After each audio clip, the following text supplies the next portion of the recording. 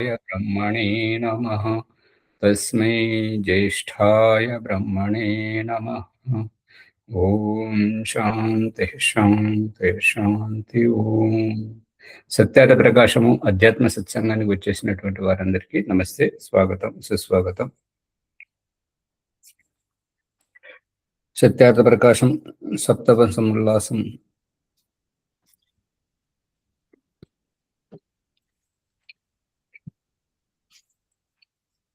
168వ పుటలో ఉన్నాము.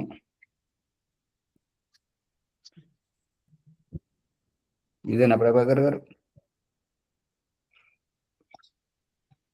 అవును మహోదయ.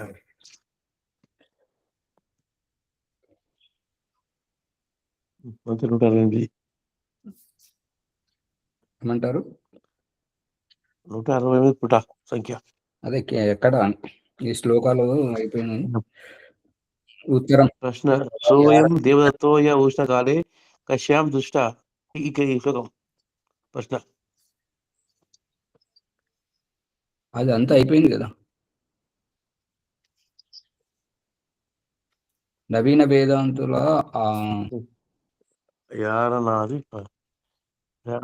పదార్థముల ఖండన ఇది జరుగుతుంది.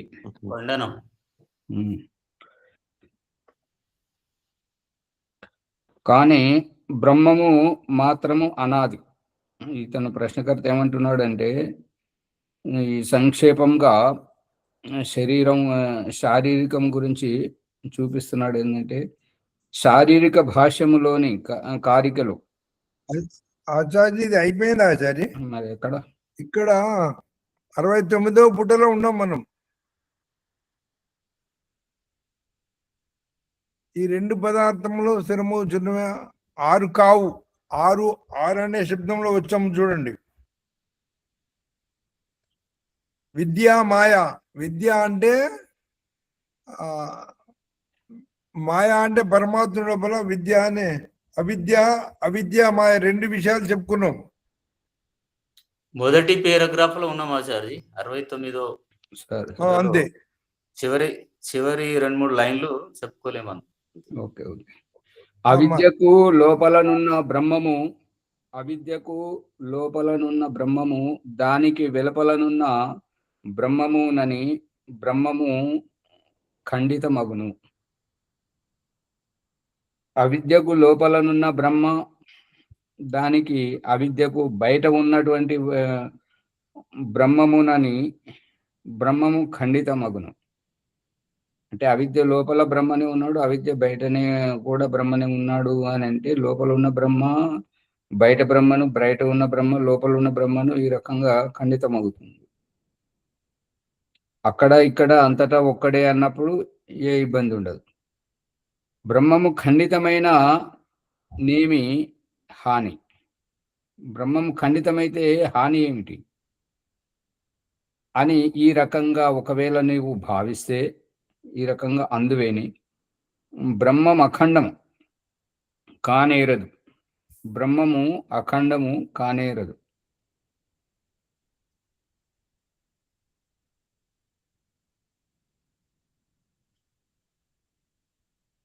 బ్రహ్మము అఖండము కాజాలదు. బ్రహ్మము ఖండితము కాదు, అఖండమే. అందువా బ్రహ్మం అజ్ఞాని కారాదు.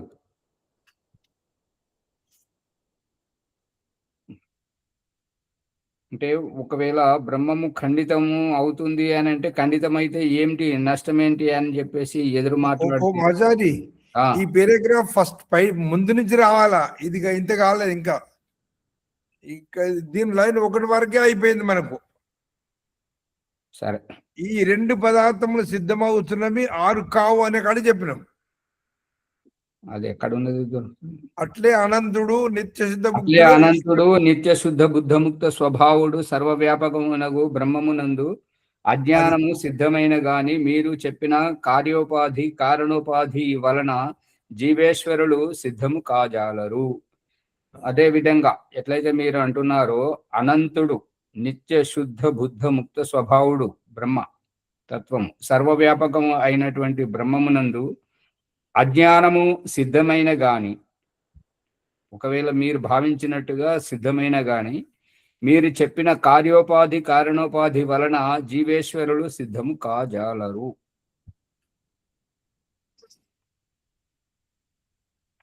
బ్రహ్మము లోపల అజ్ఞానము సిద్ధమైన గాని, మీరు చెప్పినటువంటి కార్యోపాధి కారణోపాధుల వలన జీవేశ్వరులు అయితే నిరూపితము కాజాలరు, సిద్ధము కాజాలరు. బ్రహ్మైక దేశమున స్వాశ్రయము స్వ విషయమునకు అజ్ఞానము అనాదిగా సర్వత్ర అంగీకరింతువేని సంపూర్ణ బ్రహ్మము శుద్ధము కానేరదు. బ్రహ్మ ఏకదేశమున బ్రహ్మతత్వము ఏకదేశమున స్వ ఆశ్రయము ఈశ్వరుని వ్యవస్థ తన వ్యవస్థలో తాను స్వ విషయమునకు అజ్ఞానమును అనాదిగా సర్వత్ర అంగీకరింతువేని ప్రశ్నకర్త అభిప్రాయాన్ని వలుస్తున్నాడు దయానంద సరస్వతి. ఒకవేళ పరమేశ్వరుడు స్వ ఆశ్రయమున ఏకదేశమున ఉండి స్వ విషయమునైన అజ్ఞానమును అనాదిగా సర్వత్ర అంగీకరింతువేని సంపూర్ణ బ్రహ్మము శుద్ధము కానేరదు. అంటే ఎంతో కొంత నువ్వు ఎంతైతే అజ్ఞానము అంగీకరిస్తున్నావో ఆ విధంగానైతే సంపూర్ణ బ్రహ్మము శుద్ధం అనేటువంటిది కాదు అని చెప్పేసి నువ్వే అంగీకరిస్తున్నావు నీ అభిప్రాయం ద్వారా. బ్రహ్మమున ఏకదేశమునను అజ్ఞానము అంగీకరింతువేని ఆ అజ్ఞానము పరిచ్ఛిన్నమగును. బ్రహ్మము అంటే బ్రహ్మతత్వమును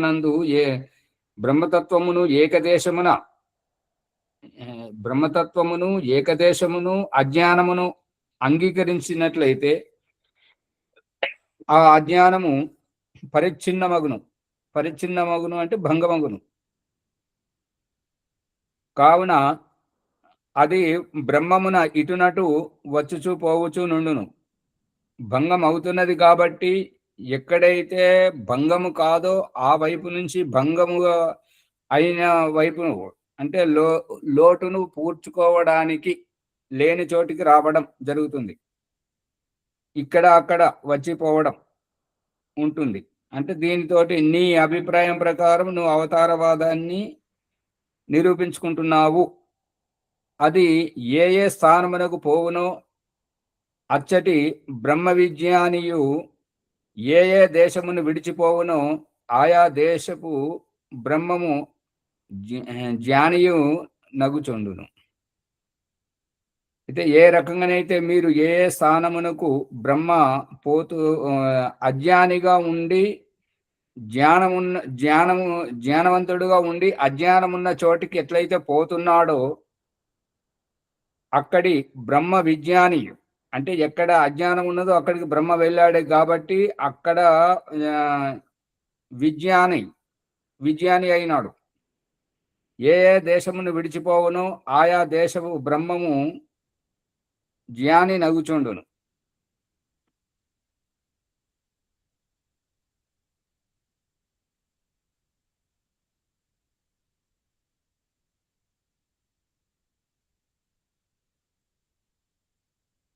ఏ స్థానమును పోవుచుండునో అక్కడి బ్రహ్మ విజ్ఞాని అంటే అజ్ఞాని అయి ఉన్నటువంటి స్థానము నుంచి జ్ఞాని అయి ఉన్న స్థానానికి వెళుతున్నాడు కాబట్టి అక్కడ విజ్ఞాని అవుతున్నాడు. ఏ దేశమును విడిచిపోవునో అజ్ఞాని ఉన్నటువంటి కారణంగా విడిచిపోవునో ఆయా దేశపు బ్రహ్మము జ్ఞానియు అగుచుండును. పట్టుకుంటున్నారా లేదా?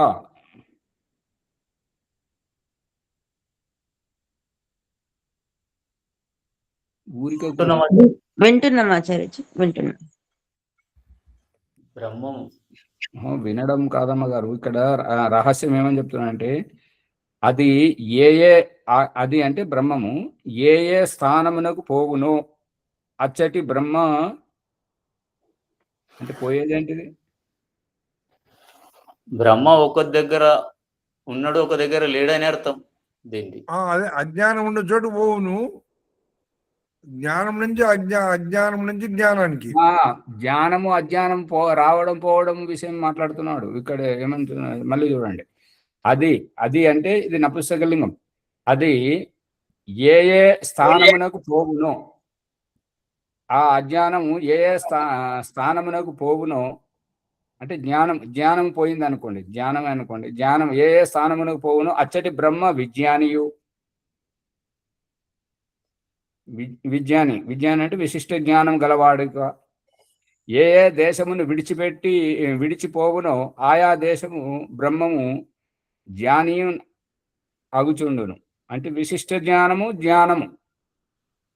ఈ రెండు, అజ్ఞానము కాకుండా విశిష్ట జ్ఞానము మరియు అజ్ఞానం, ఈ రెండిటి మధ్య వ్యత్యాసాన్ని చూపిస్తున్నాడు. అప్పుడు బ్రహ్మము ఏ దేశమునందును అనాది శుద్ధము జ్ఞానయుక్తము అవునని చెప్పజాలవు. అంటే ఒక చోట విజ్ఞాని అయి ఉంటున్నాడు, ఇంకో చోట జ్ఞాని అయి ఉంటున్నాడు. జ్ఞానము ఉన్న చోట విశిష్ట జ్ఞానం లేదు, విశిష్ట జ్ఞానం ఉన్న చోట జ్ఞానము మాత్రమే ఉన్నది అనేది అభిప్రాయం. అప్పుడు బ్రహ్మము ఏ దేశమునందు, మైకు బంధు పెట్టండి, ఇద్దరు మానులు పెట్టండి. బ్రహ్మము ఏ దేశమునందును అనాది శుద్ధము జ్ఞానయుక్తము అని చెప్పజాలవు. అంటే విశిష్ట బ్రహ్మము అనాది శుద్ధము జ్ఞానయుక్తము అనగలవా? లేదంటే కేవలం జ్ఞాని అయినటువంటి బ్రహ్మ మాత్రమే, ఇతను జ్ఞాని మాత్రమే, విశిష్ట జ్ఞానం కాదు. ఇప్పుడు ఈ పరిస్థితి ఎలాంటిది అని అంటే, మన ఇళ్లలో మనము మేలుకొని ఈ యొక్క బ్రహ్మ ముహూర్తంలో ఈ యొక్క వేద సిద్ధాంతాన్ని ఇంత లోతుగా కులంకషంగా సుస్పష్టంగా తెలుసుకుంటున్నాం. కానీ మనతో పాటు కుటుంబంలో ఉంటున్నటువంటి వాళ్ళు గాఢ నిద్రలో ఉన్నారు. అంటే వాళ్ళు మనుషులే, మనము మనుషులమే. వాళ్ళను పుట్టించింది అదే దేవుడు, మనల్ని పుట్టించింది అదే దేవుడు. వాళ్ళలో జ్ఞానం ఉన్నది, మనలో జ్ఞానం ఉన్నది. కానీ వాళ్ళలో ఉన్నదానికంటే మనలో విశిష్టంగా ఉన్నది అని మనము ఈ తరగతికి వచ్చి తెలుసుకుంటున్నామా లేదా? ఆ రహస్యాన్ని చెప్తున్నాడు ఇక్కడ. విశిష్ట జ్ఞానం గల బ్రహ్మ కేవలం జ్ఞానం కలిగినటువంటి బ్రహ్మ. విశిష్ట జ్ఞాని అయినటువంటి వాడు అత్యంత మేధావి, మరి జ్ఞాని అయినటువంటి వాడు కేవలం తెలివిమంతుడు, అంతే తేడా. ఈ రెండింటి వ్యత్యాసం గురించి చెప్తున్నాడు. సామాన్య జ్ఞానం మహోదయ, అదే సామాన్య జ్ఞానం అంటే విశిష్ట జ్ఞానం అంటే విశేష జ్ఞానము, అదే హైయెస్ట్ లెవెల్ అది. అదే ఆ రెండింటి మధ్య వ్యత్యాసం చూపిస్తున్నాడు అన్నట్టుగా. బ్రహ్మము ఏ దేశమునందును అనాది శుద్ధము అంటే విశిష్ట జ్ఞానం కలిగినటువంటి బ్రహ్మము ఏ దేశమునున్నాడో అతడు ఆ బ్రహ్మము అనాది శుద్ధము జ్ఞానయుక్తమా, లేక కేవలం తెలివితేటలు కలిగినటువంటి జ్ఞానం కలిగినటువంటి బ్రహ్మము అనాది శుద్ధము జ్ఞానయుక్తమా, లేకుంటే రెండునా? ఎలా చెప్పగలవు? నువ్వు చెప్పజాలవు. మరియు అజ్ఞానముచే ఆవరింపబడి దాని హద్దులలో, సీమ అంటే హద్దులలో ఉన్నటువంటి, దాని పరిధులలో ఉన్నటువంటి, అంటే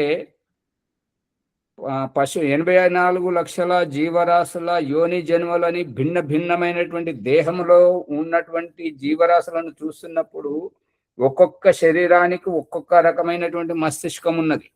ఆ విధంగా ఆ రహస్యాన్ని చూపిస్తున్నాడు అన్నట్టుగా. విశిష్ట జ్ఞాన సీమయందున్న బ్రహ్మ మరియు సామాన్య జ్ఞానమందున్న బ్రహ్మ, ఈ రెండింటిని చూపిస్తున్నాడు అన్నట్టుగా. దాని యందున్న బ్రహ్మము జ్ఞానమునే తెలుసుకొనును. అంటే జ్ఞానవంతమైనటువంటి బ్రహ్మ కేవలం జ్ఞానం పరిధి, తెలివితేటల పరిధిలోనే ఉండును. విశిష్ట జ్ఞానం కావాలనుకున్నటువంటి బ్రహ్మము ఈ సాధారణమైనటువంటి తెలివితేటలను అధిగమించిపోవును. ఇది తేడా ఇక్కడ.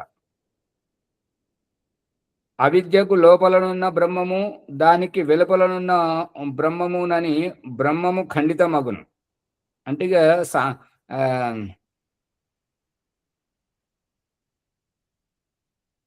ఇప్పుడు ఒకటి ఇది ఏంటంటే, ఓ ఆచార్య, పరమేశ్వరుడు ఇక్కడ ఉన్నాడు అక్కడ ఉన్నాడు అని వేరు చేసే తత్వం చూపిస్తున్నాడు. అవిద్య విద్య చెప్పుకుంటా. ఇక్కడ ఏంటంటే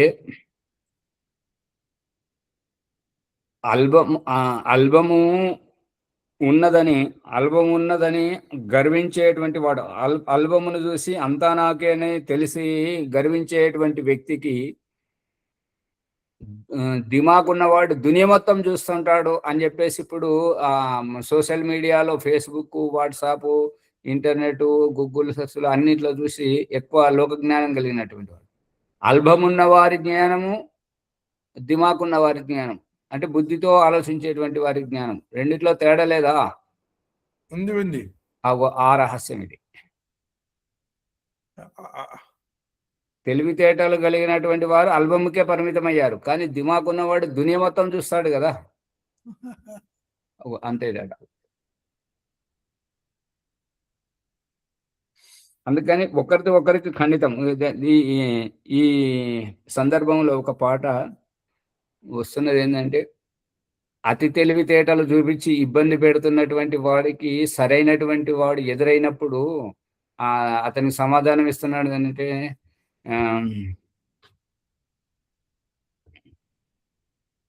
అదే ఉంటాడు కదా, నేను చూసినాంలే, నీలాంటి వాళ్ళని చాలా చూసామని అంటాము కదా.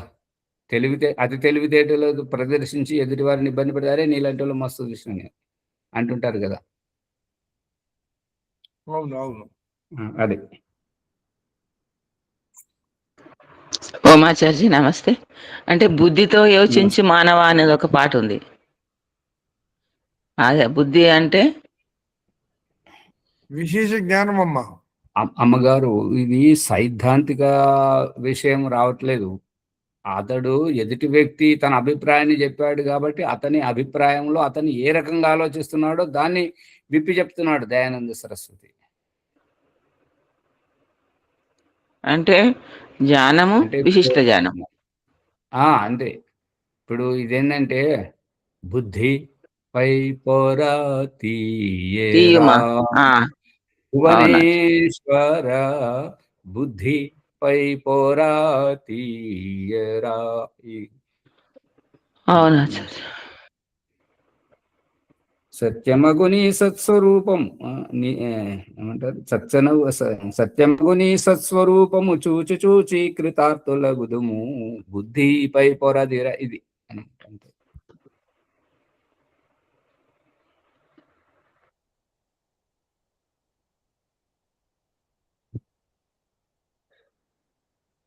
బ్రహ్మము. జ్ఞానం అందరికి ఉంటది కానీ విశిష్ట జ్ఞానము వేరు.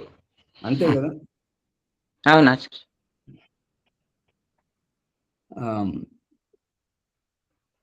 ఒకతను వచ్చి గుడిని కూలగొడితే ఇంకొకతను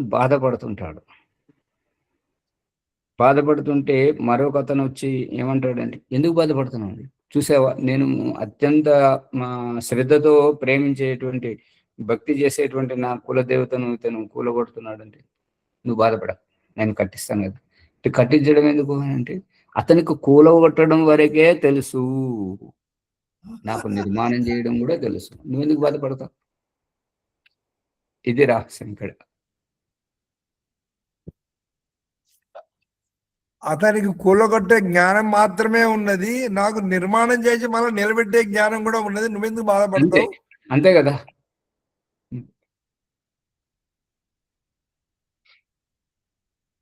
అంటే అందులో కూడా తృప్తి పడుతుండ ఆచార్య ఆయన. అంతే కదా అమ్మగారు. అదే తపస్సు అంటున్నా. తపస్సు అని ఇవాళ వరలక్ష్మి గారు ఎక్- మొదలుపెట్టి ఏదో చెప్పడానికి పోయారో అది చెప్పలేక ఇంకొకటి విషయం చెప్పారు. తపస్సు నుంచి మొదలు పెట్టారు. తపస్సు నుంచి మొదలు పెట్టడం సరైనది కాదు వరలక్ష్మమ్మ గారు. ఓ వినేవారి ఆచార్య, మీరు అక్కడికి ఎలా వెళ్ళారు అనే ప్రశ్న వస్తుంది. ముందు దానికి అక్కడికి వెళ్ళడానికి మీరు చెప్పిన తర్వాత ఓహో ఇక్కడికి వచ్చాం కదా, ఇక్కడికి వెళ్ళి పైకి ఎదగాలి అనేటువంటి విషయాన్ని అప్పుడు అర్థమవుతుంటది. మీరు తపస్సు నుంచి మొదలు పెడితే ఎట్లా అర్థమవుతుంది ఎదుటి వారికి? అంటే తపస్సు సప్త వ్యాహృతుల గురించి చెప్పేటప్పుడు తపస్సు నుంచే మొదలు పెట్టారు కదా, కింది మూలాధారం నుంచే మొదలు పెట్టారు కదా. మూలాధారం వ్యాహృతులు ఎందుకు వెళ్ళారు? వ్యాహృతులు సూటిగా వస్తలేవు ఆచార్య. ఆ? వ్యాహృతుల విషయము సూటిగా చెప్తలేరు. అదే అదే అదే గుడి గుంచె గుండే రాగం అన్నట్టు గుడి చుట్టూ తిరుగుతున్నారు కానీ గర్భగుడిలోకి వస్తలేరు. అక్కడ సూటిగా పట్టుకున్న రోజు మనం చేసింది ఎంత సార్థకం అవుతుంటది. ಮತ್ತೆ గురు గుంజే గుండెలో ఇంకొక చరణం చెప్పండి ఆచార్య. నాకు గుర్తులేదు. ఆపల పట్టే పడిగా రాగం. సరే, బ్రహ్మము ఖండితము కాదు అఖండము అందువా బ్రహ్మము అజ్ఞాని కారాదు. మరి బ్రహ్మము ఖండితమైతే మరి అజ్ఞాని ఖండితమైందంటే అజ్ఞాని అన్నట్టే కదా. మరి బ్రహ్మము అజ్ఞాని ఎట్లా అవుతుంది? అందుకని బ్రహ్మము అజ్ఞాని కారాదు. అట్లు జ్ఞానాభావము లేక విపరీత జ్ఞానము గుణమగుట వలన ఒక ద్రవ్యమున నిత్య సంబంధముతో ఉండును.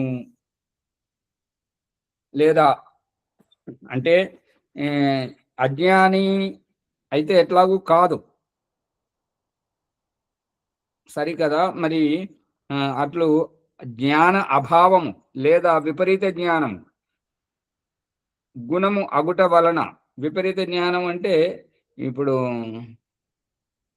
అత్యంత నిష్ఠా గరిష్ఠులు అయినటువంటి ఆధ్యాత్మికములో లోతుగా వెళ్తున్నటువంటి ప్రతి ఇంటిలో ఎదురయ్యే సమస్య ఏంటంటే మనం ఒకటంటే ఇంటి వాళ్ళు ఇంకొకటి అంటుంటారు, ఉల్టా అంటుంటారు. ఆ రకంగా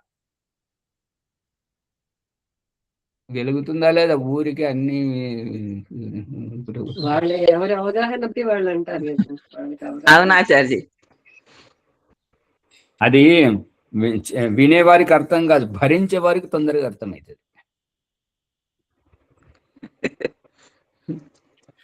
మనం ఒకటి అంటే వాళ్ళు ఒకటి అంటారు. అంతే. ఇంకేమంటానంటే మీరు ఆర్య సమాజికులు అన్ని ఏదంటే దానికి ఉల్టా ఆచార్య, వినడము ధరించడంలో ఉన్న భేదం ఏంటి? వినడం తరించడమా? ఇప్పుడు అన్నారు కదా వినే దాంట్లో లేదు, తరించడంలో ఉంది అన్నారు కదా. ఈ రెండింటి మధ్య భరించడము భరించే వాళ్ళలో ముని కాదు అన్నది. తరించడం కాదు, భరించడం. ఎవరి పట్ల ఆ పరిస్థితి వస్తున్నదో వాళ్ళకి అది దాని లోతు తెలుసు, దాని అంతరంగం తెలుసు, వినేవారికి తెలియదు అంతగా. అయ్యా ఏమంటారంటే ఉల్టా ఎవరంటారు? ఎవరు మాట్లాడతారు ఉల్టా? ఎవరు మాట్లాడినా సూర్యుని మాట్లాడతారు కదా అని అంటుంటారు. అంటే వాళ్ళకి తెలియదు వారి పట్ల. తన వరకు వస్తే గాని తత్వం బోధపడని పైన.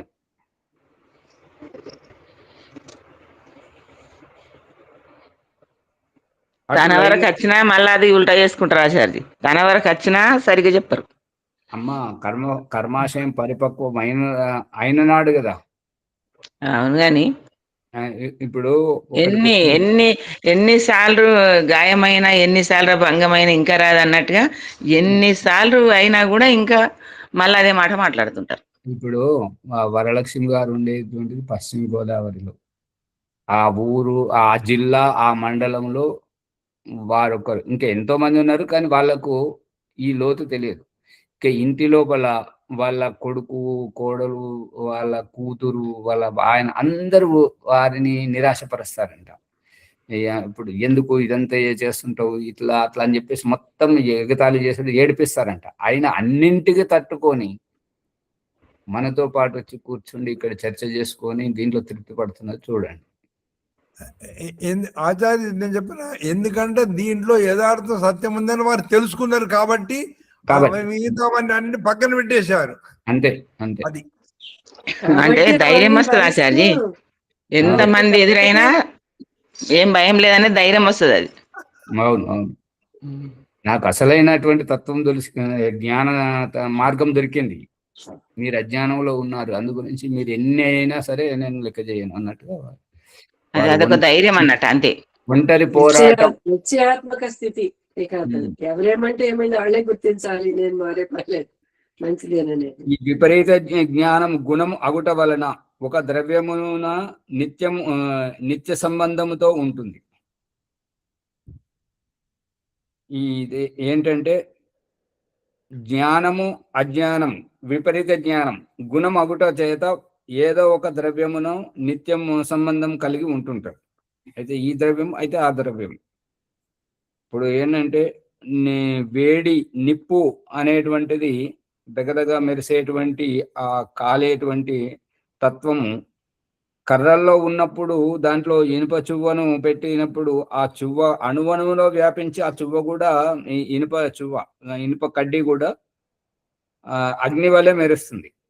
ఆ రకంగా ఇప్పుడు దీంట్లో ఉన్నది దాంట్లోకి వచ్చింది. ఈ రకంగా ఏదో ఒక పదార్థంలో ఆశ్రయించి ఉంటుంటది, నిత్య సంబంధంగా ఉండును, ఏది ఏనాడు వెళ్ళిపోదు అనేటువంటిది అభిప్రాయం. ఇప్పుడు బైబుల్ ఖురాన్లో ఉన్నటువంటి ఈతేను తోట గురించి చెప్తే సువర్తలమ్మ గారు అడుగుతున్నారు, ఈ సైతానవరు ఆచార్య అంటే అజ్ఞానం అంటే అజ్ఞానమే. ఆ అజ్ఞానము ఒకరు వదిలించుకున్నారు, ఇంకొకరు వదిలించుకోలేదు. వీరుండి వారిలోనే ఉంటుంటది, లేదంటే వీరిలో ఉంటుంటది. అందరూ అజ్ఞాన మార్గం నుండే వచ్చినటువంటి వాళ్ళు. వచ్చినటువంటి వాళ్ళు ఎవరైతే తెలుసుకొని అన్నింటికి ఓర్చుకొని ఆ సత్య మార్గంలో నిలబడ్డారో వారు జ్ఞాన మార్గంలో వెళ్తుంటారు. అంతే తేడా. సైతాన్ని ఆశ్రయిస్తే దుఃఖింపజేస్తుంది, దుఃఖం. అంతే కదా. ఇప్పుడు దేవుడి మాట విన్నంత వరకు వారికి ఏ ఇబ్బందులు లేవు. వారు నగ్నంగా ఉన్న సంగతి వాళ్ళకే తెలియదు. అంటారు ఆచార్జీ, వినకపోతే ఎన్ని చెప్పినా వినకపోతే సైతాన్ ఉన్నది అంటారు. ఇంకా మరి అందుకని అటులైనచో అది సమవాయ సంబంధం అగుట వలన అనిత్యం ఎన్నటికీ కాజాలదు. ఇప్పుడు అజ్ఞానం ఏదైతే ఉందో, జ్ఞానము ఏదైతే ఉందో అది అనిత్యం ఎన్నటికీ కాదు, నిత్యము ఉంటుంటది. ఇప్పుడు ఏంటంటే ఈ జ్ఞానము అజ్ఞానము విషయంలో తెలుసుకోవాలంటే రాత్రి గురించి ఎప్పుడు తెలుస్తుంది అని అంటే దినమును ముగించుకొని చీకట్లోకి వెళ్ళినప్పుడు రాత్రి గురించి తెలుస్తుంది. దినం గురించి ఎప్పుడు వెతుకుతుంటాము అని అంటే చీకట్లో ఉండి ఉండి విసిగిపోయాం కాబట్టి దినం గురించి. దినము విలువ రాత్రిలో తెలుస్తుంది, రాత్రి విలువ దినంలో తెలుస్తుంది. దుఃఖము విలువ సుఖములో తెలుస్తుంది, సుఖము విలువ దుఃఖములో తెలుస్తుంది. సంయోగ సంబంధం విలువ విడిపోయి వచ్చిన వారికి తెలుస్తుంది. అత్యంత మోహమమకారంతో ఉన్నటువంటి వారికి వియోగం విలువ తెలుస్తుంది. అందుకని సంబంధంలో ఉన్నవారు విడిపోవడం, విడిపోయిన వాళ్ళు కలుసుకోవడం, దినం తర్వాత రాత్రి, రాత్రి తర్వాత దినము, అజ్ఞానం తర్వాత విజ్ఞానం, విజ్ఞానం తర్వాత అజ్ఞానం, ఇవి ఎప్పటికీ ఉంటాయి. ఒకటి ఉన్నదంటే ఇంకొకటి దాని వెనకనే ఉన్నది. అందుకే చీకటి దేవుడి దగ్గరికి పోయి మొరబెట్టుకున్నదంట, స్వామి నన్ను పుట్టించావు కానీ నేను ఎక్కడ స్థిరంగా ఉండకుండా నా ఎంటబడి నన్ను తరుముతున్నాడు అన్నాడు. అంటే ఎవరు అని అంటే వెలుతురు. అవునా అని చెప్పేసి వెలుతురు పిలిచి అడిగితే వెలుతురు ఏమంటుందంటే ఆ విషయం నాకు తెలియదు స్వామి, ఎక్కడ ఉంటుందో చెప్పు, తెలిస్తేనే నా ఆ వైపు వెళ్ళను అని అంటే.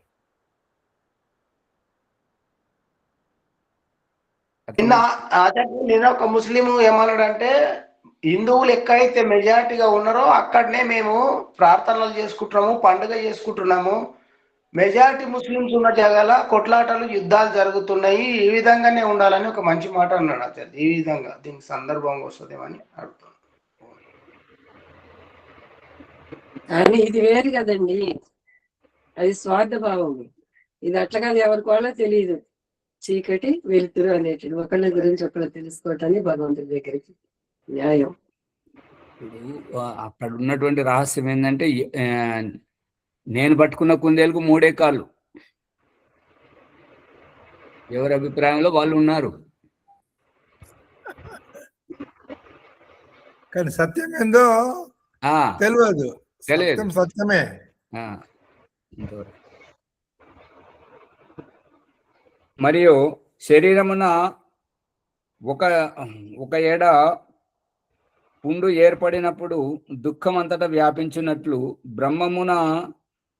బ్రహ్మమును ఏకదేశమున అజ్ఞానము సుఖ దుఃఖ క్లేశముల ఉపలబ్ధి కలుగుట వలన బ్రహ్మమంతయు దుఃఖాదుల అనుభవముతో కూడినదగును. ఎక్కడైతే విశిష్ట జ్ఞానం ఉన్నదో అక్కడైతే ఏ ఇబ్బంది లేదు. ఎక్కడైతే సామాన్య జ్ఞానం, మిడిమిడి జ్ఞానం ఉన్నదో ఆ మిడిమిడి జ్ఞానము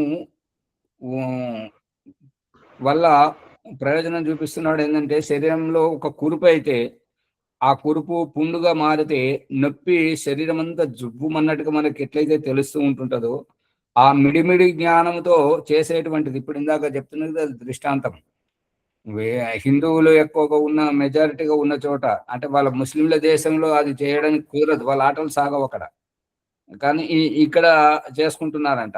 అదే రూపకంగా అజ్ఞానంగా ఉన్న చోటనే ఈ యొక్క దుఃఖం అంతటా వ్యాపిస్తూ ఉంటుంటది.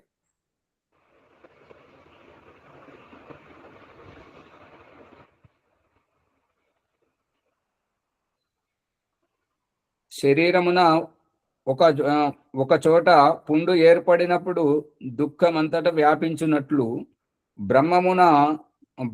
బ్రహ్మమును ఏకదేశమున, అంటే బ్రహ్మమునందు ఎంతో కొంత భాగమున అజ్ఞానం ఉన్నదని గుర్తించినట్లయితే ఆ అజ్ఞానం సుఖము దుఃఖము ఈ రెండిట్లో పడి ఆ యొక్క క్లేశములు అంటే బాధలు ఉపలబ్ధి కలుగుట వలన బ్రహ్మమంతయు దుఃఖాదుల యొక్క అనుభవంతో కూడినదవుతుంది. అందువలన సమస్త బ్రహ్మము శుద్ధమని చెప్పజాలవు. అట్లే కార్యోపాధి అంతఃకరణోపాధి సంబంధమున జీవుడగునని అంగీకరింతువేని బ్రహ్మము వ్యాపకమా పరిచ్ఛిన్నమా? అంటే వ్యాపకముగా ఉంటే జీవుడిగా మారి ఏ శరీరాలలో ప్రవేశిస్తున్నాడు అని అంటున్నావో, మరి వ్యాపకమైనప్పుడు ఆ శరీరాలలో లేడా? లేని చోటుకు కదా జీవుడిగా మారి ఆ శరీరాల్లో ప్రవేశించేది. అంటే పరిచ్ఛిన్నం అంటే ఏకదేశుడిగా నువ్వు అంగీకరిస్తున్నావు. పరమాత్మను సర్వవ్యాపకుడుగా అంగీకరించట్లేదు కాబట్టి నీవు ఈ విధంగా మాట్లాడుతున్నావు.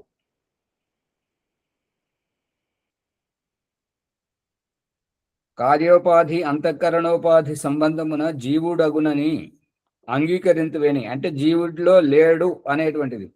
ప్రణవముని గారు ప్రస్తావన తీసుకొచ్చింది ఇదే అన్నమాట. ఇప్పుడు అక్కడ సాంఖ్య దర్శనకారుడు దయానంద సరస్వతి చెప్తున్నటువంటిది ఏంటంటే పురుష అంటే జీవాత్మ పరమాత్మ, ఈ రెండు, జీవాత్మ మరియు పరమాత్మ ఈ రెండు పురుష శబ్దంతో సత్వర సంసం సమయస్థ ప్రకృతి మహతో అహంకారాత్ పంచ తన్మాత్రాన్ని ఉభయమింద్రియం మనః తదనంతరం పురుష అంటే జీవాత్మ మరియు పరమాత్మ ఈ రెండు ఉంటాయి అనేటువంటిది విషయం. అంతేగాని అక్కడ తయారవుతాయి అనేటువంటిది కాదు. ఓం ఆచార్జీ నమస్తే. అంటే సృష్టి తయారైపోయేటప్పుడు పరమాణువులే కదా కలుస్తాయి ఆచార్జీ, పరమాణువులతోటే కదా సృష్టి తయారైంది, అది కదా ప్రశ్నించారు అమ్మగారు. ప్రస్తావన జరుగుతున్నటువంటిది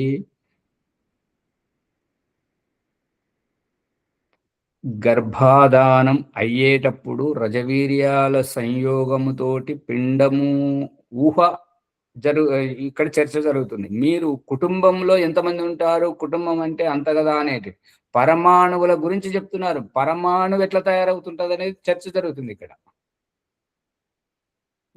పరమాణువుల గురించి అది మునిగారు నిన్న ప్రశ్న వేశారు కదా ఆచార్జీ, నిన్న గాని పరమాణువుల గురించి.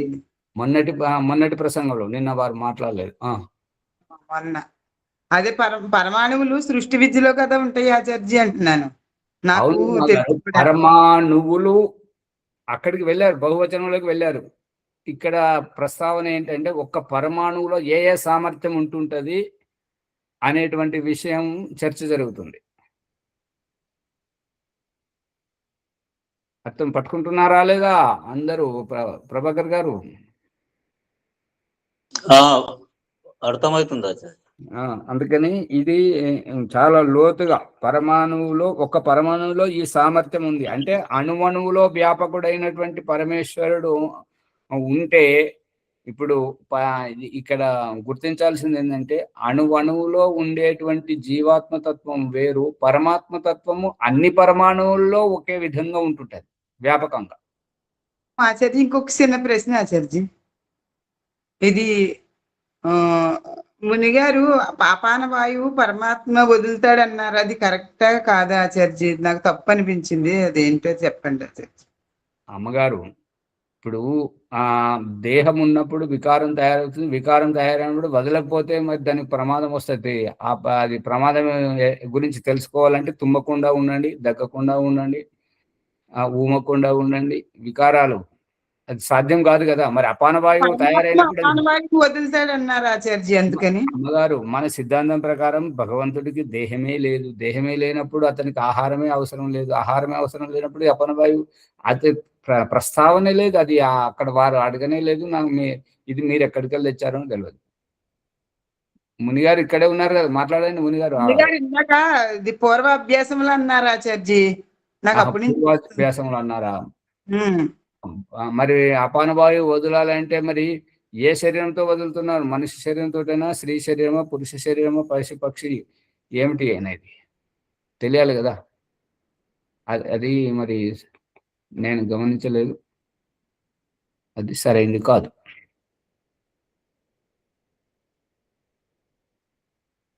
అకాయం అవ్రణం అస్నావిరం శుద్ధం అపాపవిద్ధం అని యజుర్వేదం 40వ అధ్యాయం 8వ మంత్రంలో అంత స్పష్టంగా చెప్తున్నాడు.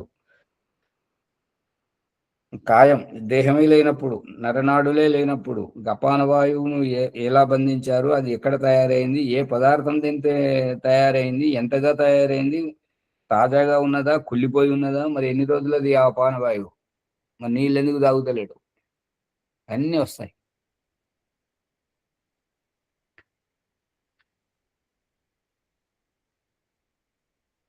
ఇప్పుడు పూర్వకాలంలో గటక తయారు చేసేవారు. గటక తయారు చేసేవారు అంటే జొన్న గటక తయారు చేసినప్పుడు ఉడికిన తర్వాత ఉమ్మగిలేటప్పుడు కింద సెగతలేనప్పుడు వచ్చి ఆ వాష్పం అనేది పుట్టుకుమనేది బుస్సుమని వస్తుంటది. అంటే నీరు తక్కువైంది, ఈ పదార్థాన్ని కాపాడుకో, ఇలాగే నిప్పు మీద ఉంచితే నేను కాలిపోతుంది, మాడిపోతుంది, నీకు పాడైపోతుంది, నీకు ఉపయోగానికి రాదు అనేది అభిప్రాయం గ్యాస్ వల్ల. అంటే మన పొట్టలో కూడా నీరు తక్కువగా తాగినప్పుడు గ్యాస్ వస్తుంది. అంటే దేవుడికి నీళ్లు తాగాలనేటువంటి అవగాహన లేదన్నట్టే కదా, ఒకవేళ వారు ఆ రకంగా అంటే. సరే, అది ఎక్స్పెక్ట్ మనం ప్రకరణలోకి వద్దాం.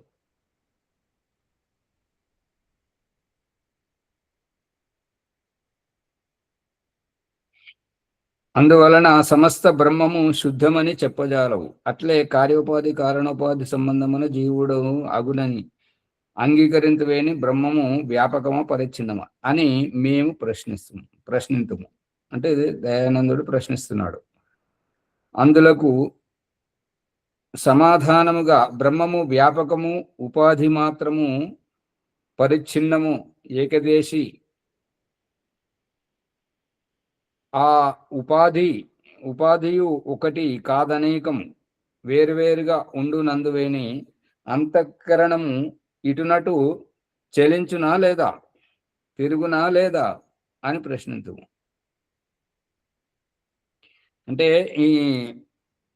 దీని అభిప్రాయం ఏంటంటే అంతఃకరణము ఏర్పడ్డప్పుడు ఆ అంతఃకరణంలోనే కర్మఫలం సంగ్రహితం అవుతుంది. ఆ అంతఃకరణంలోనే జీవాత్ముడు ఉంటాడు. ఆ అంతఃకరణం ద్వారానే జీవాత్మ చంచలముగా మనస్సు పేరుతోటి విచారించడం చేయడం జరుగుతుంది. కాబట్టి ఈ యొక్క అంతఃకరణంతో దేహాన్ని విడిచిపెట్టి మృత్యువులో పునర్జన్మ కోసం మరొక జన్మ దేహంను ఆశ్రయించడం, పరకాయ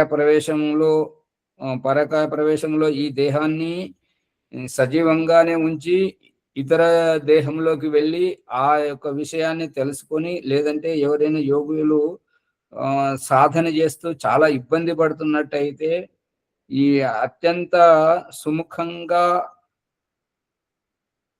తేలికగా యోగాభ్యాసం చేస్తూ చాలా లోతుగా వెళ్తున్నటువంటి వారు పరకాయ ప్రవేశము సాకుతోటి ఈ శరీరాన్ని విడిచిపెట్టి ఆ బాధపడుతున్నటువంటి వ్యక్తి యొక్క శరీరంలోకి వెళ్ళి ఆ ఆత్మకు సరైనటువంటి జ్ఞానోదయం కలిగించి వచ్చినటువంటి దాఖలాలు ఉన్నాయి. అందుకని ఈ యొక్క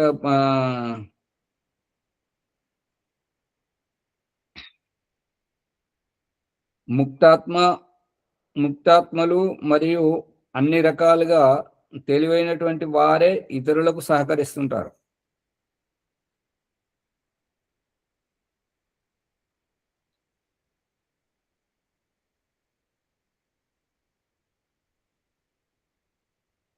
కాబట్టి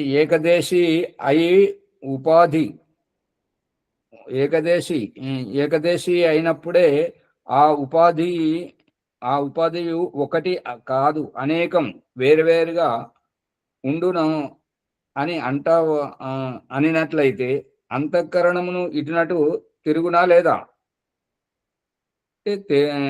అతను సమాధానం చెప్తున్నాడు ఏంటంటే చలించును, తిరుగును, ఇక్కడక్కడ తిరుగుతుంది.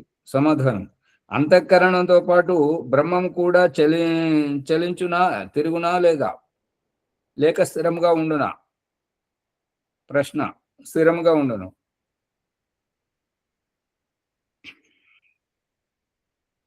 ఇప్పుడు ఇదే ప్రశ్న అందరి దగ్గరికి వచ్చింది.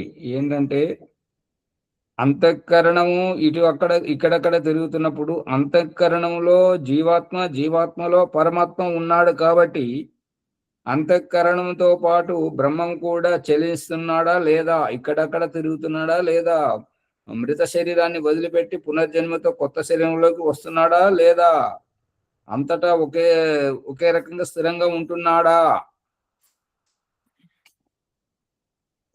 దీనికి సమాధానం స్థిరంగానే ఉంటాడు కదా ఆచార్జీ, స్థిరంగానే ఉంటాడు, అన్ని చోట్ల ఉంటాడు ఆచార్జీ. వాహనాన్ని డ్రైవర్ నడిపిస్తున్నాడు, మరి డ్రైవర్ నడుస్తున్నాడు కదా, వాహనం కూడా నడుస్తుంది కదా, మరి అతను కూడా చలనంలో ఉన్నాడా, స్థిరంగా ఉన్నాడా? ఇప్పుడు జీవుడి గురించి చర్చే లేదు స్వామి ఇక్కడ. ఇప్పుడు నిన్న 4-5 రోజుల నుంచి ప్రసంగం ఏంటంటే బ్రహ్మం గురించి చర్చ జరుగుతుంది.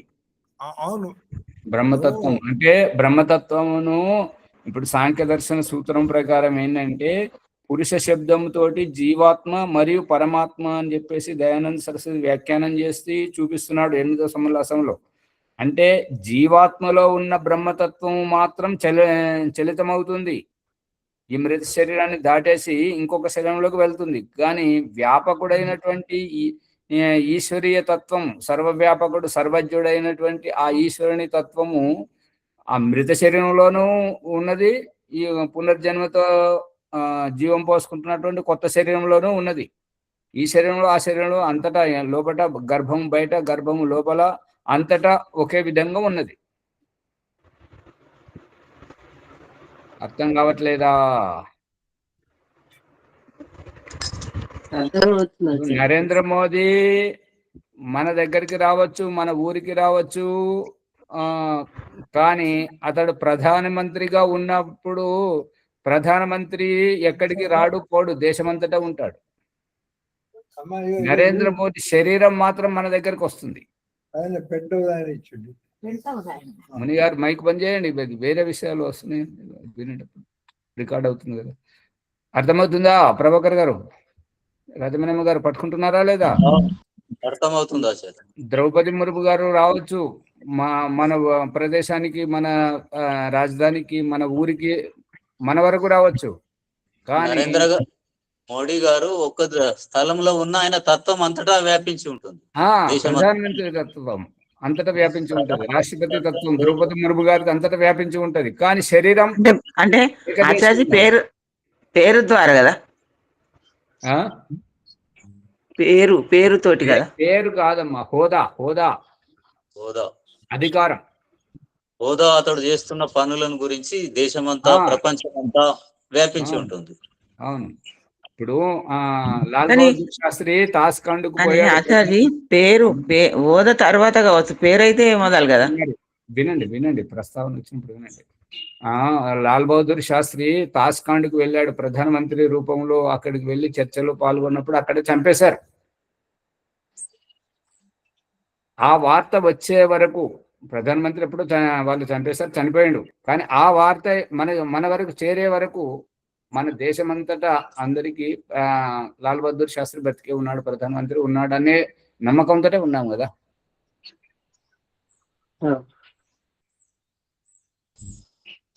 విషయం తెలిసిన తర్వాత కదా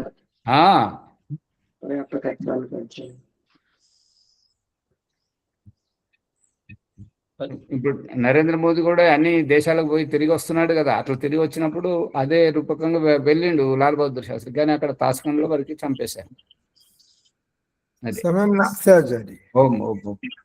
విషయం పట్టుకున్నారా లేదా రాజమణమ్మ గారు? పట్టుకున్నాం ఆచార్య. నమస్తే అమ్మ.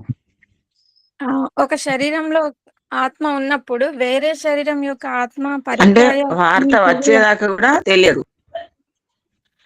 అమ్మగారు మీ ఫోన్ పనిచేస్తలేనట్టున్నది సరిగా. రాజమణమ్మ గారు మీ మాట నేను చెప్పి చాలాసేపు అయింది. ఆ తర్వాత చాలాసేపు ఊరుకున్నారు. మధ్యలో పుష్పమ్మ గారు వచ్చారు. అప్పుడు మరి మీరు మాట్లాడుతున్నారు. మైక్ బంద్ చేయండి. ముని గారు, ప్రభాకర్ గారు వాళ్ళు చెప్తున్నారు. విశ్వమ్మ గారు, విషయం ఏంటంటే దేవుడు చూపిస్తున్న దృష్టాంతం ఏంటంటే, మీ ఇల్లు మీది, మా ఇల్లు మాది. మా ఇంటికి మీరు వస్తున్నారు, మీ ఇంటికి మేము వస్తున్నాం. ఈ విషయం చూపిస్తున్నాడు. ఒకరి ఇంటికి చుట్ట చూపుగా వెళ్ళినప్పుడు మన ఇంటితో సంబంధం తెగిపోతుందా? తెగిపోదు కదా. మన ఇల్లు మనీళ్ళే, మన ఇంటి సంబంధం, మన ఆస్తుల సంబంధం మనదే, చుట్టాలది. దీన్ని పరకాయ ప్రవేశం అంటారు. అవునా చాచి, ఒక శరీరంలో ఇప్పుడు ఆత్మ ఉన్నప్పుడు మరి వేరే ఆత్మ పరకాయ ప్రవేశం ఎలా సాధ్యం? ఇప్పుడు శంకరాచార్యులు గారు అలా రాజు చనిపోయిన తర్వాతనే పరకాయ ప్రవేశం చేశారు కదా చాచి. ఇవాళటి విషయం ఇప్పుడు ప్రస్తావన వచ్చింది కాబట్టి చెప్పాల్సి వస్తుంది.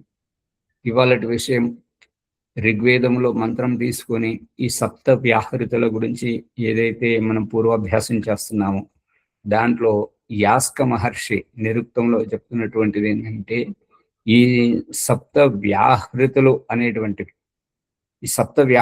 అనేటువంటివి శరీరాన్ని ఎప్పుడు అప్రమాదకంగా అంటే ప్రమాదము లేకుండా ఎప్పుడు సచేతన పరుస్తుంటాయి. ఆ స్థితిలో జీవాత్ముడు నిద్రపోవట్లేదు, కలలు కనట్లేదు, జాగృతావస్థలో ఉన్నట్టుగానే నిరంతరంగా ఈ యొక్క సప్తం, ఈ వ్యాహృతులు ఏమేమిటివి అని అంటే 6 ఇంద్రియాలు, 1 ఆత్మ, ఈ 7 ఈ దేహంలో ఉన్నది అని ఈ విషయాన్ని చెప్పడం జరిగింది. అందుకని ఇక్కడ ఒక శరీరంలో ఉన్నటువంటి ఆత్మ ఇంకొక శరీరంలోకి, ఆ శరీరంలో ఉన్న ఆత్మ ఆ శరీరంలో ఉంటూ, ఈ శరీరంలో ఉన్న ఆత్మ ఆ శరీరంలోకి వెళ్ళి ఆ యొక్క వ్యక్తితోటి తన్ని తరమేయడం కాదమ్మ గారు. దేవుడు చూపిస్తున్న దృష్టాంతం ఏంటంటే, చుట్టపు చూపుగా వచ్చినటువంటి వ్యక్తి తను వచ్చిన పని చూసుకొని పోతాడే తప్ప ఆ ఇంటికి వచ్చి ఇంటి యజమానుడిగా నేనే ఉన్నాను అని చెప్పేసి, ఇప్పుడు చచ్చిపోయిన వాళ్ళ దగ్గరికి వచ్చి అంటుంటారు కదా, ఎందుకు ఏడుస్తున్నావు అమ్మా, మేము లేవా, నేను ఉన్నాను కదా, నేను అన్ని చూసుకుంటాను కదా, నువ్వు చూసుకుంటావా? పిల్లలకు చెప్తుంటారు, ఎందుకు బిడ్డ ఎందుకు ఏడుస్తున్నావు, నాన్న పోయిందైనా నేనున్నాను కదా, నీకు ఏ లోటు రాకుండా నేను చూసుకుంటావా? వాళ్ళ నాన్న లోటు, వాళ్ళ అమ్మది, వాళ్ళ అంతమందమే తృప్తి చేయడం ఆచార్య. అదే అందుకనే చుట్టమే యజమాని యజమాని.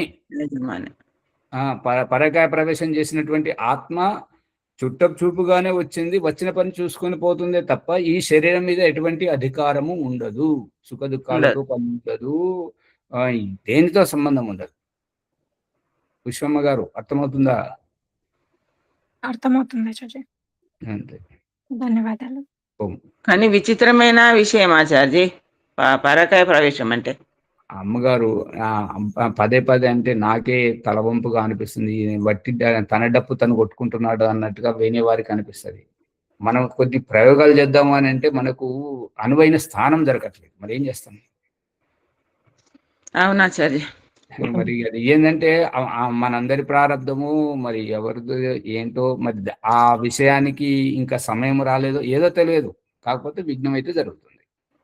అవును. నమస్తే. ముందుకు తీసుకెళ్ళండి మునిగారు, సమయం చాలా అయిపోయింది. ఆచార్య ఓంప్రకాష్ గారు ధన్యవాదములు. జ్ఞానగంగా ఆధ్యాత్మిక విద్య సత్యప్రకాశం మనం లోతుగా చదువుకుంటున్నాము. బ్రహ్మము ప్రశ్నలు శంకా సమాధానాల మీద విద్య అవిద్య, అజ్ఞానము విజ్ఞానము సుజ్ఞానము, తర్వాత వివేక జ్ఞానము, ఎటువంటి ప్రశ్నకర్త బ్రహ్మను వేరుగా చూపించి ఇక్కడ లేడు అక్కడ ఉన్నాడు, అక్కడ లేడు ఇక్కడ ఉన్నాడు అని చెప్పాలనుకుంటున్నాడు. దానికి దయానంద సరస్వతి బాగా తీవ్రంగా ఖండించి, మీరు చెప్పిన విధంగా బ్రహ్మము విజ్ఞానంలో ఒకసారి ఉంటే అజ్ఞానం లేడు, అజ్ఞానం ఒకసారి విజ్ఞానం లేదు, అది కాదు, బ్రహ్మము అంతటా ఉన్నాడు అని చెప్పి రుజువు చూపించారు. ఆ విధంగా ఇంకా చాలా విషయాలు చర్చకు వచ్చాయి, లోతుగా అర్థం చేసుకుంటున్నాము. ఆత్మ బ్రహ్మం ఎక్కడున్నా స్థిరంగా ఉంటాడు, అవతారం ఎత్తడనే విషయం స్పష్టమైంది. అంతటా నిండి ఉన్న పదార్థం ఎక్కడికి వెళ్ళి బయటికి వెళ్ళి వచ్చే అవకాశం ఏం లేదు, ఎటు పోయే అవకాశం ఏం లేదు. కాబట్టి ఈ విషయాన్ని 1-2 సార్లు వినండి, లైక్ చేయండి, షేర్ చేయండి, సబ్స్క్రైబ్ చేయండి, పక్కన ఉన్న గంట సంబంధం గట్టిగా నొక్కండి. 1-2 సార్లు వినడానికి ప్రార్థన. ఈరోజు వైదిక సంధ్యోపాసన మరి ఎవరు 3వ బ్యాచ్ లోపల సూర్యప్రకాష్ గారు, జాడే సూర్యప్రకాష్ గారు వస్తేవా ఉన్నాడు, మళ్ళీ వెళ్ళిపోయాడు ఆయన. నమస్తే ఆచార్య. అమ్మ మీరు చేపిస్తారా? ఎవరైనా చేయించాలంటే కనీసం వేద మంత్రం సిద్ధంగా ఉండాలా, వారు లేకుంటే నేను చేపిస్తాను, అవకాశాన్ని నేను వినియోగించుకుంటాను అనేటువంటి భావన ఉండాలా. ఎవరైనా ఇంకా అవకాశం వేరే వాళ్ళకు. మునిజి గారు నేను చేయిస్తాను. ఓం సామలయ్య గారు మీరు చేపించండి. ఓం వైదిక సంధ్యోపాసన సామలయ్య గారు, దుద్దాల గేట్. ఓం ఓం మునిగారు మొన్న చెప్పండి. చేయించండి. ఓం భీమరావు గారు చేపిస్తారా? భీమరావు గారు చేపించండి. అంబాడి భీమరావు గారు, బ్రహ్మణపల్లి, కామారెడ్డి జిల్లా, వారు చేపిస్తారు. ఓం. ఇప్పుడు ఎక్కడి దాకా వచ్చింది నిన్న? మూల మంత్రాలతోనే చేయించండి, సమయం చాలా అయిపోయింది. అవునా? అత ఓ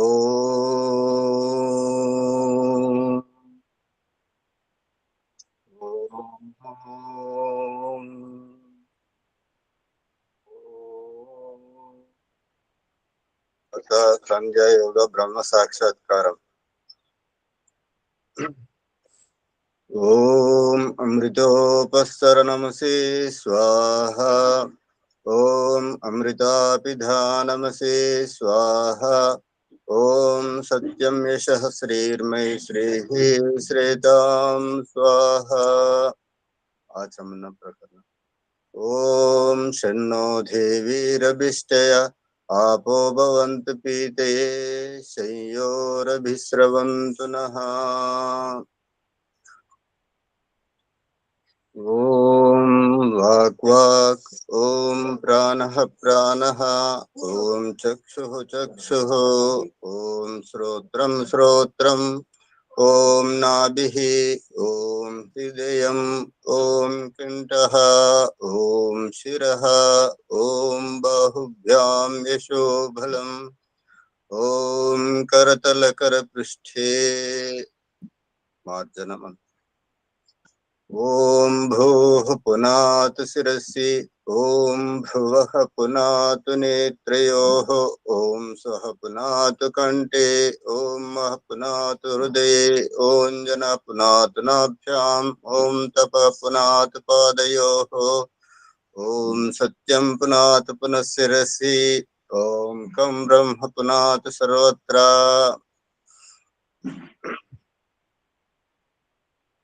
प्राणायाम प्रकरण ॐ भूः ॐ भुवः ॐ स्वः ॐ महः ॐ जनः ॐ तपः ॐ सत्यम् आगमर्चन प्रकरण ॐ मृतं च सत्यं चाभिध तपसो जजायत ततो रात्रियजायत ततः समुद्रो अर्णवः समुद्रादर्णवाददे संवत्सरो अजायत अहोरात्राणि विदधद्विश्वस्य मिश्रतो वसि सूर्याचन्द्रमसौ धाता यथा पूर्वमकल्पयत् दिवं च पृथिवीं च अन्तरिक्षमतो स्वाहा ॐ शन्नो देवीरभिष्टया आपो भवन्तु पीते शय्योरभिस्रवन्तु नः ॐ प्राचीदिगग्निरधिपतिरस्तो रक्षतादित्य इषवः तेभ्यो नमोऽधिपतिभ्यो नमो रक्षत्रिभ्यो नम इषुभ्यो नमेभ्यो अस्तु योऽस्मान् द्वेष्टियं वयं दिस्वस्तंवो जम्बे दद्मः दक्षिणादिगिन्द्रोऽधिपतिस्थिरच्चिराजीरक्षता पितर इषवः तेभ्यो नमोऽधिपतिभ्यो नमो रक्षत्रिभ्यो नम इषुभ्यो नम येभ्यो अस्तु योऽस्मान् द्वेष्टियं वयं दिस्वस्तंवो जम्बे दद्मः प्रतीचेदिक्वर्णोऽधिपतिः पृदाको रक्षतान्नमिषवः तेभ्यो नमोऽधिपतिभ्यो नमो रक्षत्रिभ्यो नम इषुभ्यो नमेभ्यो अस्तु योऽस्मान् द्वेष्टियं वयं दिस्वस्तंवो जम्बे दद्मः उदीचेदिक् सोमोऽधिपतिः स्वजो रक्षिताशनिरिषवः तेभ्यो नमोऽधिपतिभ्यो नमो रक्षत्रिभ्यो नम इषुभ्यो नमेभ्यो अस्तु योऽस्मान् द्वेष्टियं वयं दिस्वस्तंवो जम्बे दद्मः ध्रुवादिक् विष्णुरधिपतिः कल्माशग्रीवो रक्षता विहृदैषवः तेभ्यो नमोऽधिपतिभ्यो नमो रक्षत्रिभ्यो नम इषुभ्यो नमेभ्यो अस्तु योऽस्मान् द्वेष्टियं वयं दिस्वस्तंवो जम्बे दद्मः ऊर्ध्वादिक् बृहस्पतिरधिपतिः क्षित्रो रक्षता वर्षमिषवः तेभ्यो नमोऽधिपतिभ्यो नमो रक्षत्रिभ्यो नम इषुभ्यो नमेभ्यो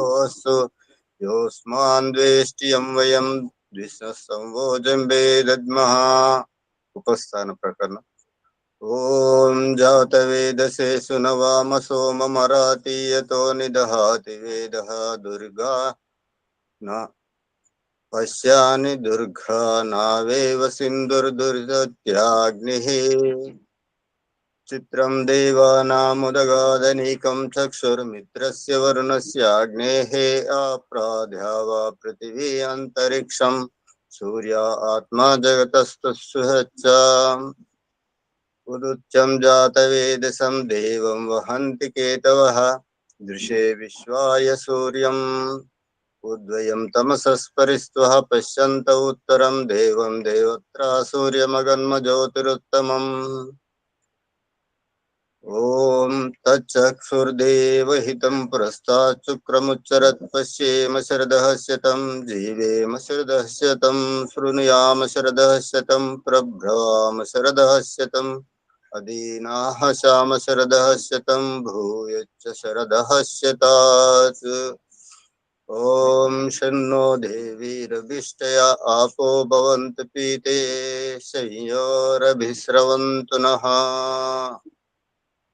गायत्री मंत्रम भूर्भुवः स्वः तत्सवितुर्वरेण्यं भर्गो देवस्य धीमहि यो यो नः प्रचोदयात्। हे रक्षक परमेश्वर, ప్రాణాధారుడు, దుఃఖనాశకుడు, స్వయం సుఖ స్వరూపుడు అయిన నిన్ను నిత్యము ఉపాసిస్తాము, ధ్యానిస్తాము. మా యొక్క బుద్ధులను వికసింపజేసి సత్కర్మల యందు ప్రేరేపింపము. సమర్పణ భావం. ఓ ఈశ్వర దయానితే భగవత్కృపయానేన జపోపాసనాది కర్మణ ధర్మ అర్థ కామ మోక్షానాం సద్యః సిద్ధిర్భవేనః. నమస్కారం. ఓం నమః శంభవాయ చ మయో భవాయ చ, నమః శంకరాయ చ మయస్కరాయ చ, నమః శివాయ చ శివతరాయ చ. ఓం శన్నో దేవీరభిష్టయ आपो भवन्तु पीते संयोरभिस्रवन्तु नः. ओम नमस्ते आचार्य, सर्वेभ्यो नमो नमः. అందరికీ ధన్యవాదాలు. ఓం దేవశాంతిరంతరిక్షం శాంతి, పృథివీ శాంతి, ఆపా శాంతి, ఓషధే శాంతి, వనస్పతే శాంతిర్విశ్వే దేవా శాంతి, బ్రహ్మ శాంతి, సర్వం శాంతి. శాంతిరేవ శాంతి సమా శాంతిరేది. ఓం శాంతి శాంతి శాంతి. నమస్తే ఆచార్య. శ్రీభు నమ. అందరు నమస్కారం. అందరూ కూడా ఒకరోజు ముందుగానే మీ రోజు ఎప్పుడు మీరు సిద్ధంగా ఉండేటట్టు ప్రయత్నం చేయండి. అప్పుడు అందరికి కూడా ఈ అవకాశము సరిగా లభిస్తా ఆశిస్తున్నా. ఓం నమస్తే ఆచార్య. సర్వేభ్యో నమః. నమస్తే. ఓం నమస్తే ఆచార్య. ధన్యవాదాలు. ఓం నమస్తే.